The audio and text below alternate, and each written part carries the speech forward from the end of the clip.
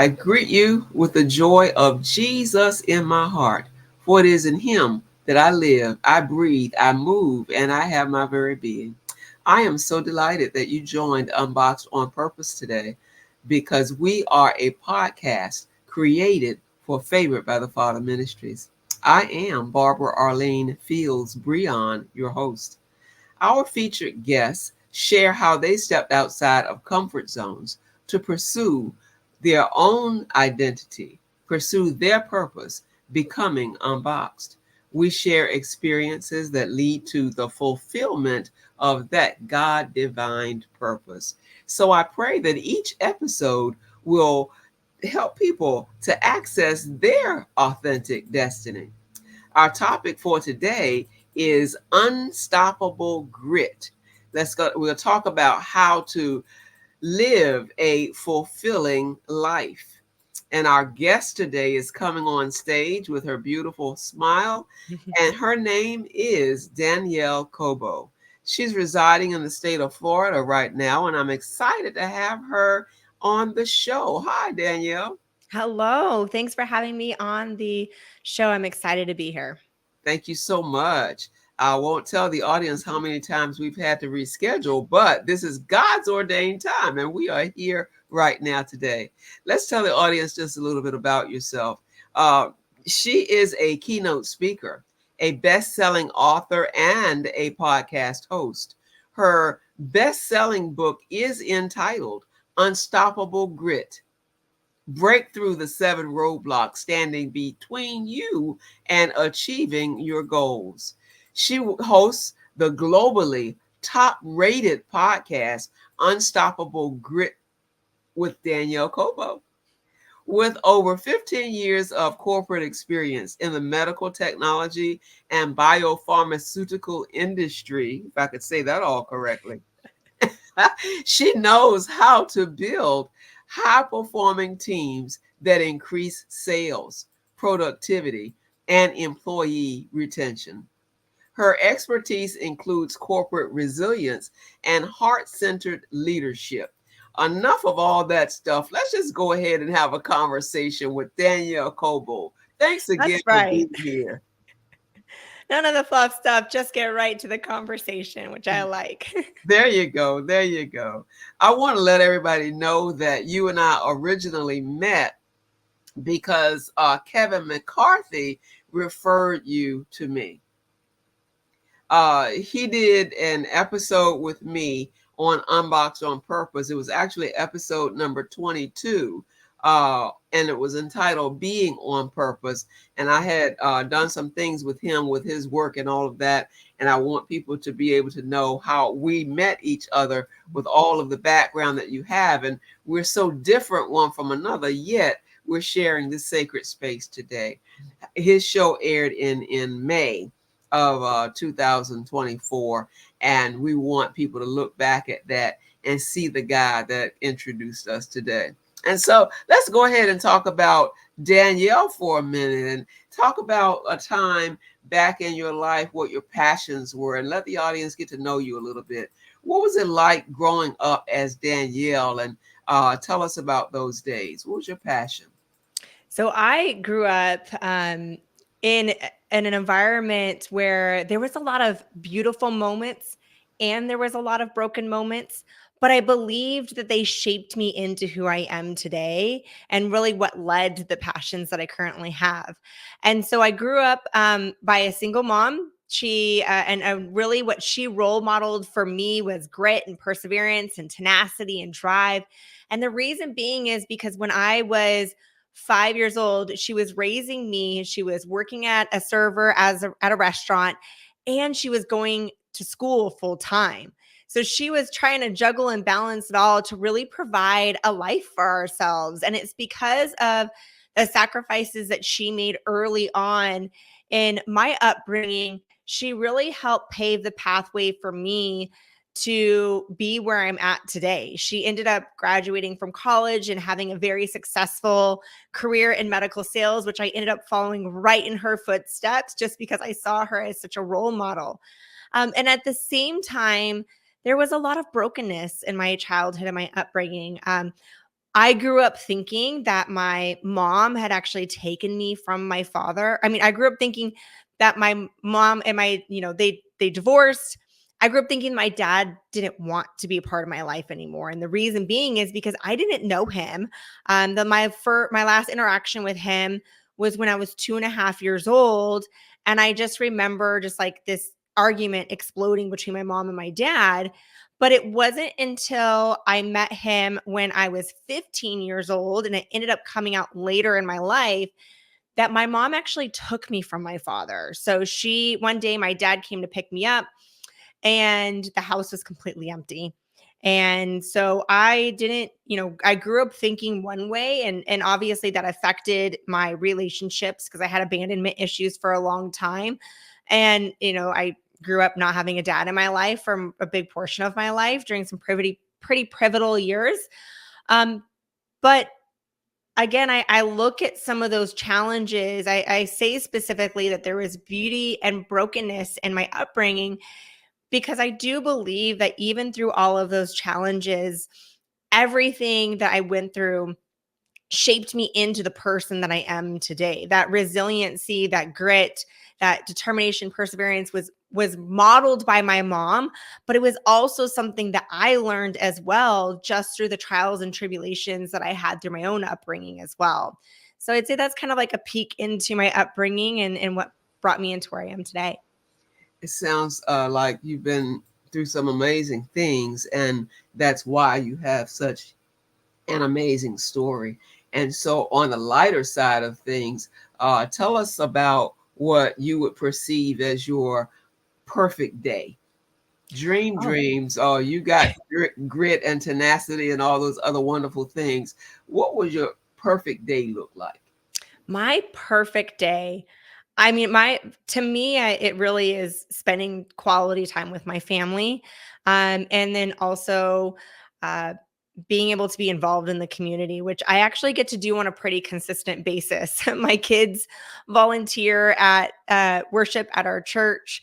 I volunteer on Sundays as a greeter at our church. So we spend a lot of time with our small group. We spend a lot of time in our community, and I spend a lot of time together as a family. So I'd say my perfect day is me being able to spend time with my family and friends and with being in with the community. I tell you the truth, it doesn't get any better than that. Really Let's is. dump some more of those puzzle pieces out of your box, if you will, and tell us about a pivotal time where you actually stepped outside of a box of confinement specifically to pursue your purpose in life. Yeah. So, like many of us, 2020 was the year of unexpected change. And for me, it was a series of events that took place in 2020 that really helped bring me out of my box and help me find my purpose, and really what led me into where I'm at today.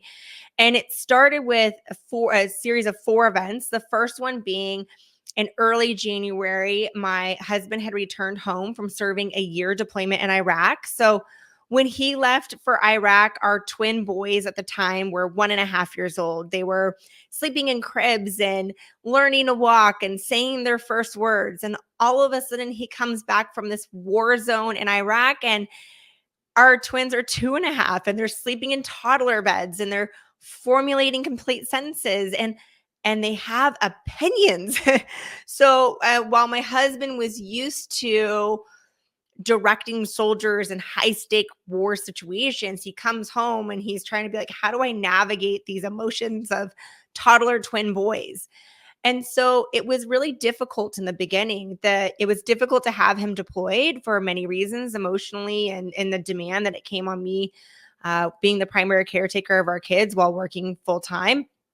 In addition, though, when he came home, I believe that there was another level of challenges of trying to reintegrate into what is our family life going to look like now.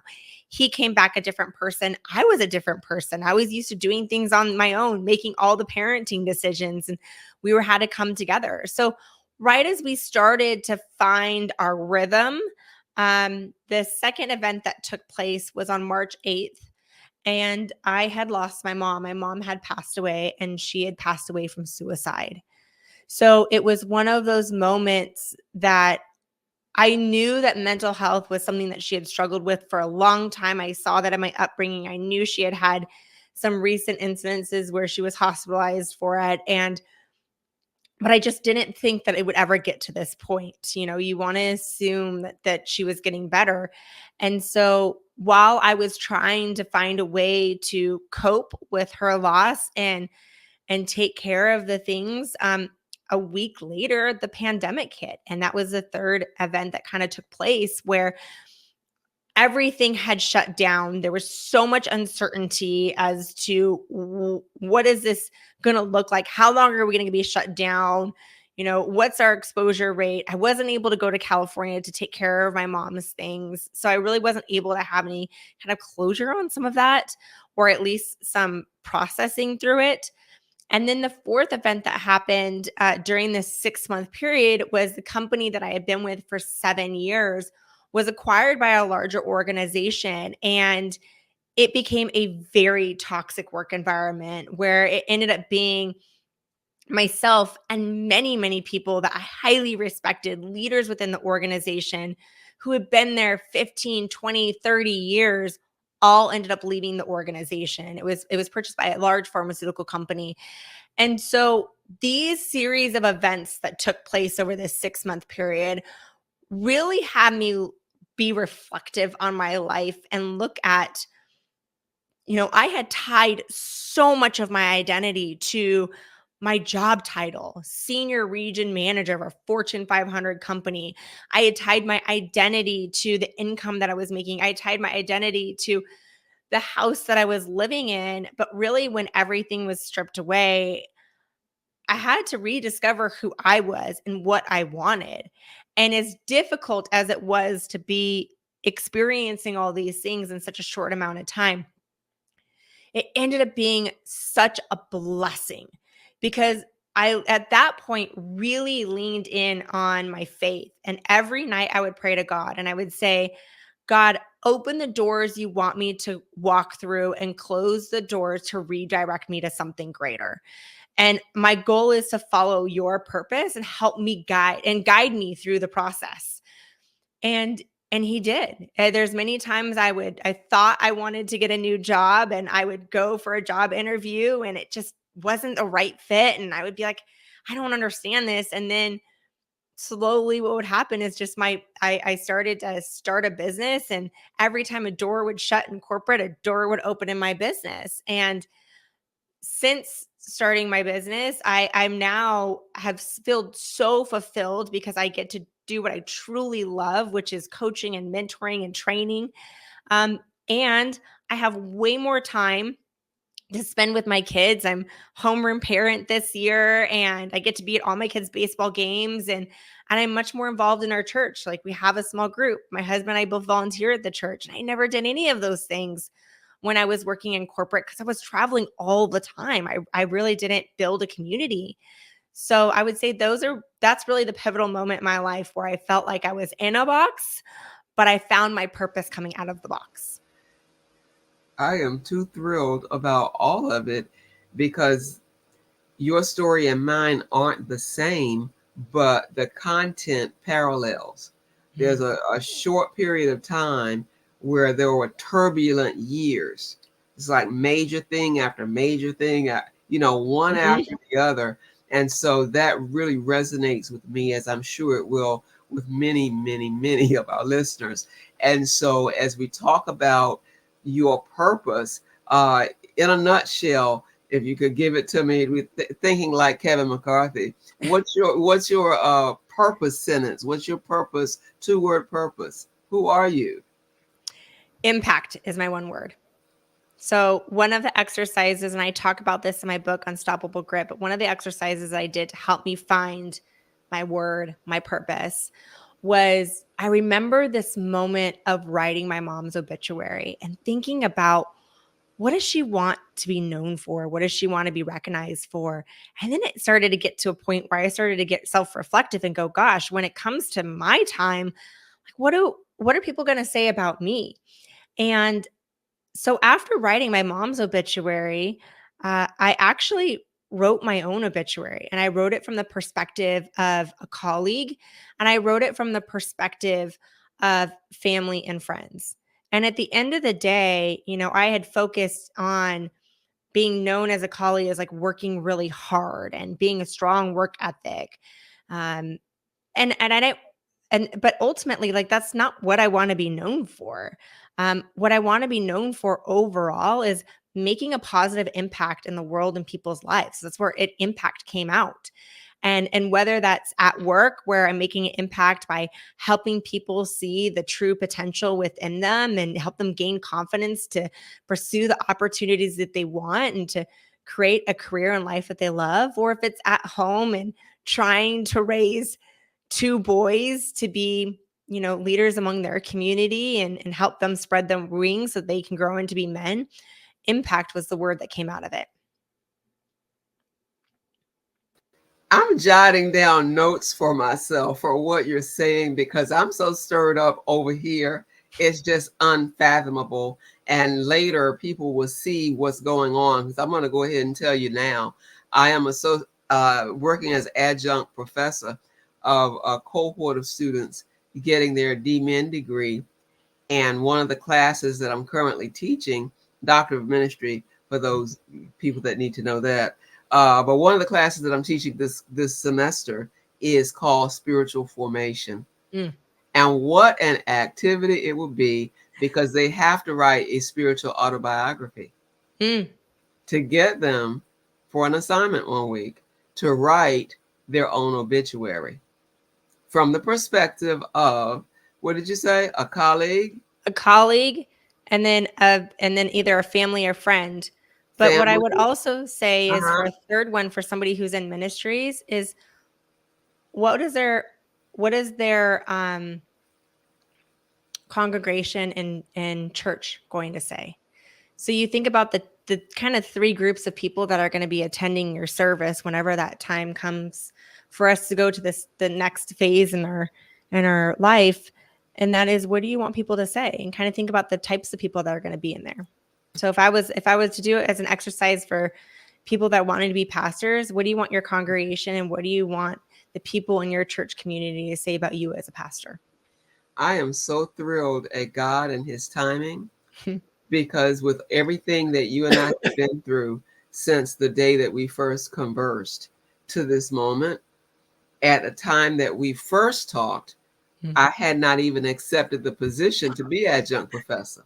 Look at that face on you, right? Yeah. And I'm Yep. like, okay, so now I know this is why we were supposed to do it in the fall and not in the spring. And my voice came back today, actually, is another blessing. I've had laryngitis, why I'm so raspy. I've had laryngitis for the past 4 days.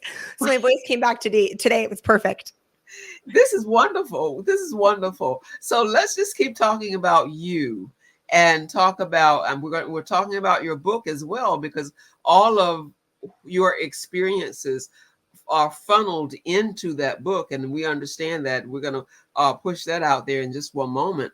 But the younger you, when you look at all these experiences from now retrospectively, the younger you, what do you wish that you had really known? What advice would you give to someone, or give to, no, give to yourself, the younger you, so that someone who pursues the kind of career and life that you have now could understand another way of looking at it? Because we are talking about perspectives. Basically, the younger you, what advice would you give to the younger you? And you Ooh. could go into whatever part of your younger self you choose to. There was some advice that was shared to me when I was a leader, when I was in my 30s, that really resonated with me. And I kind of wish I had the advice earlier on in life and probably applied it. But she said, in your 20s, you're trying to figure out what you want to do. In your 30s, you're trying to figure out who you are. And in your 40s, you know who you are. You don't care what people think, and you just show up being you. And I remember the moment when I turned 40, and it was it was kind of after this 6-month period. It was around after the 6-month period where I'd gone through all of those things. I'd been in my business for a couple of years.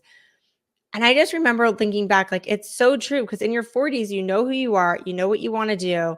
And ultimately, I'm not so worried about what other people think of me. Now, I still want to be kind and I want to be a genuine, authentic person, but I don't feel like I need to prove anything to anybody, because ultimately the only person I need to prove it to is God.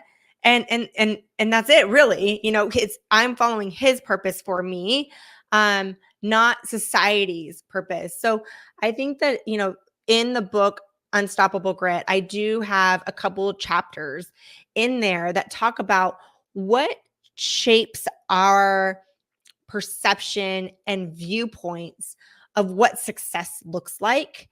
And it sometimes comes from the movies that we watch, it comes from social media, it comes from our upbringing. So there's different areas. But to be really understanding of where those narratives come from, so that we're not, so that we can separate them and actually create our own narrative of what success looks like for us. I used to think that success was climbing the corporate ladder, and I used to think that was making a certain income. I'll be successful when. And what I found is, and then actually a lot of people that I work with these days, is it's great to be in leadership roles because you can make a very positive impact. At the same time, also looking at what phase of your life that you're in, and does that role align with the phase of life that you're in? And what I mean by that is, for me, in this phase of life that I'm in right now, can I go back into being a leader and working in a big company? I had 7 years of experience. Absolutely, I can. But I don't want that at this phase of life that I'm in right now. And the reason being is because I was on the road doing overnight travel every single week. I would be missing my kids' baseball games. I would be missing time to do homework with them. And so success to me is not defined by the title anymore. It's not defined by the income. It's really defined by the impact I get to make, at whatever phase of life that I'm in. And I guess that's the advice I'd give to my younger self. This is fabulous because we're talking about how to live a fulfilling life. Mm-hmm. And fulfillment does change as we 100%. evolve, as we grow, as life happens. Mm-hmm. Things change with the perspective that we have about ourselves. Our friends change. Oh my! This is not my Our moment. friends do This is change. this is your moment. So let me stop, pull myself back in a little bit, and turn this back to you to talk because they tuned in to hear Danielle Cobo talk about how to live a fulfilling life. And so let's just go with another idea in terms of you have children, you have Mhm. your woman with a family, and so project to your great great grandchildren and other Mhm. generations of people who haven't been born yet, whether they're family members or not. What words of wisdom can you impart today that will prevent a person from being stuck in a box that may tap into this years later? When you believe in yourself, others will believe in you as well. But it has to start with you believing in yourself first. When you believe in yourself, you're willing to take more risks, whether it's going for, anything that you want to pursue in your life. So I would say, first believe in yourself, and if you do, others will believe in you as well. This is great stuff. It's so simplistic, and Mhm. that's one of those words that we've been talking about in the seminary class in terms of the simplicity in your spiritual walk with the Lord. I'm not going to get into those conversations right now, but we're going to get back to Danielle and talk about anything that you want to share us, open mic, regarding your work, your books, whatever it is that you want them to know, and ways that they can be in contact directly with you. Yeah, so the book is Unstoppable Grit: Break Through the 7 Roadblocks Standing Between You and Achieving Your Goals. And it's available on any of your retailers, including Amazon. And it's really designed as an opportunity for the reader to understand and gain clarity on what they want. So the flow of the book is, I share a story, And through that story, it's the learning lessons that Lord learned along the way, and then practical strategies and advice for the reader to apply in their own life. So to help them gain clarity on what they want in their career, help them gain clarity on where those narratives came from, on where success, what they believe to be success, and how can they redefine what success looks like for them. Help them create a better balance in their lives. Like, people always ask me, how did you do it with your husband deployed and 2-year-old twins, and you're working for a company where you're traveling every single week? And it really comes down to intention. And so I share a lot of those strategies on how you can have a fulfilling career and a life where you can be present with the people that matter most. So encourage you to pick up the book Unstoppable Grit, and then also connect with me on LinkedIn, because I'm very active on LinkedIn, where I share this kind of advice every single day on LinkedIn. It sounds like a plan to me. We'll scroll that information across there and have people to look you up. You shared a lot of links with me as well as to the things that you're doing. You're a public speaker. You're all over the place. Give us another 30 seconds of some of the things that you do. Yeah, so I kind of work with organizations and individuals. If with individuals, they want to attract their dream job, they either want to boost their sales or they want to step into a leadership role. Ultimately, it all comes down to, how do you create a career and life that you love? So I also work with organizations. I do sales trainings, I do leadership development programs, and a lot about how to have that fulfilling career and life. Because I believe that, uh,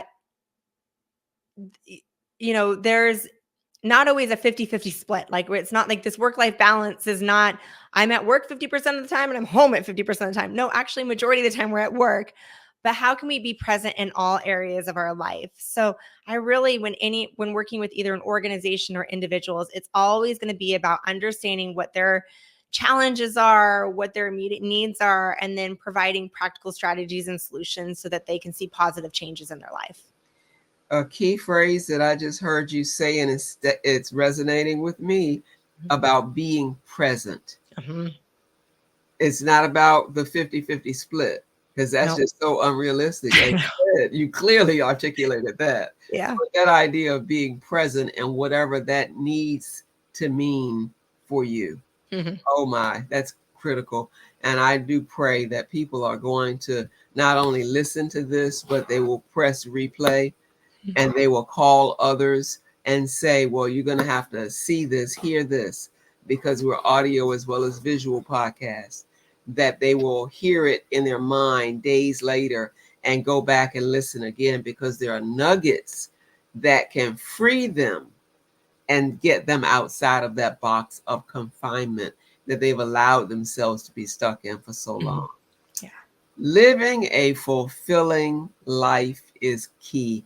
And I thank you so much, Danielle Cobo, for stopping by here today, where you're there in Florida and I'm here in Virginia. Mm-hmm. And somewhere we've come together in Cyber Sanctuary in order to bless the Lord, to bless other people.